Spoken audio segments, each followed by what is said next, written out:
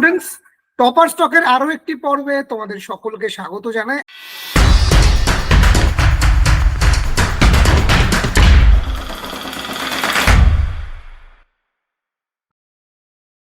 আজকে আমাদের সঙ্গে আছে আরো একজন সফল কৃতি ছাত্র।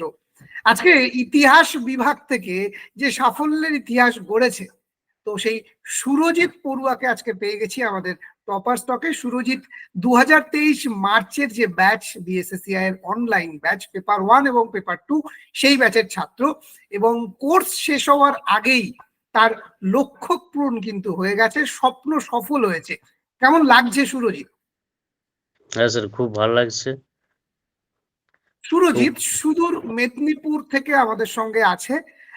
বলে রাখি 2015 সালে এমএ পাস, তারপর এসএসসির জন্য বারবার চেষ্টা, কিন্তু এসএসসির যা বর্তমান অবস্থা তাতে অপেক্ষার অবসান ঘটেনি, এসএসসির পরীক্ষাও হয়নি।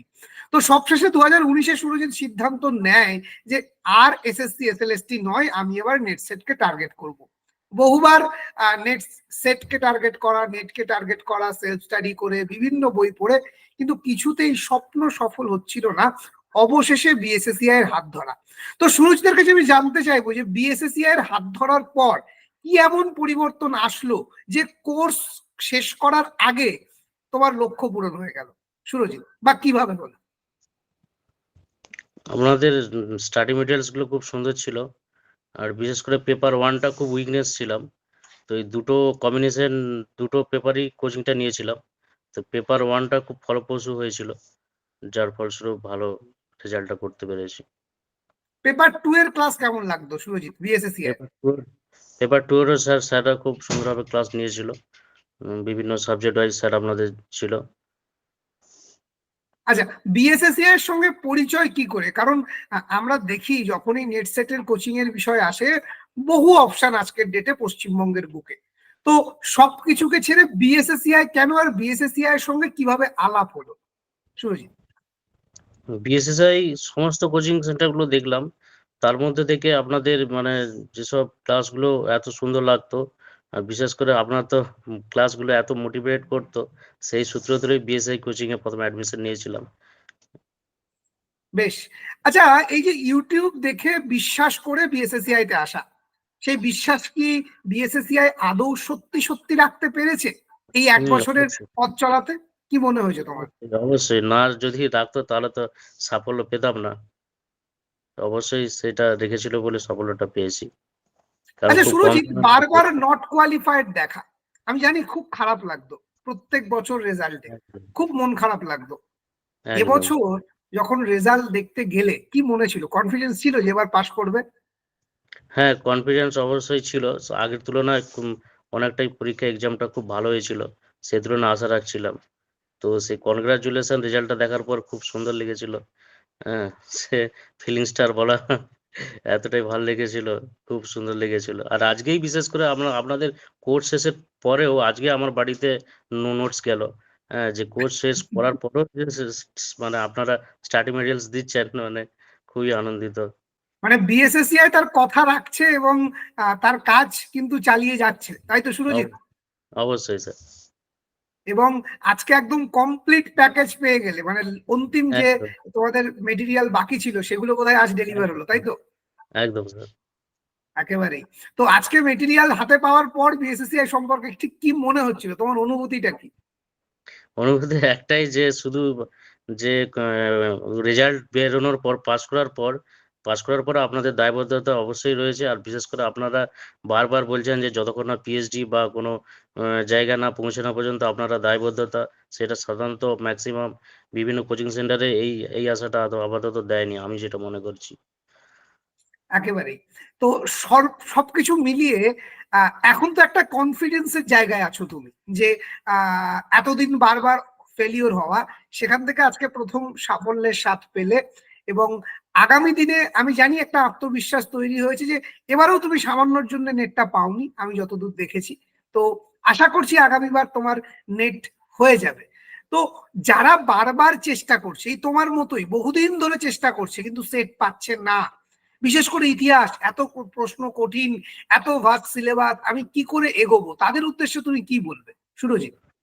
এখন হিস্ট্রি সিলেবাস প্রচুর, ব্রড সিলেবাস, অ্যানসেন্ট, মেডাইভেল, মডার্ন, আবার হিস্টোগ্রাফি। সে তুলনায় মানে যতটা সম্ভব একটু স্মার্ট স্টাডি করতে হবে। হ্যাঁ, সেটা একমাত্র শুধু বই, গতানুগতিক বাজারের বই পড়লে, কারণ ওই কোশ্চেনগুলো কখনোই নেট সেটে আসে না। হ্যাঁ, ইনডেপথ বিভিন্ন দিক থেকে, ভিতর দিক থেকে কোশ্চেনগুলো আসে।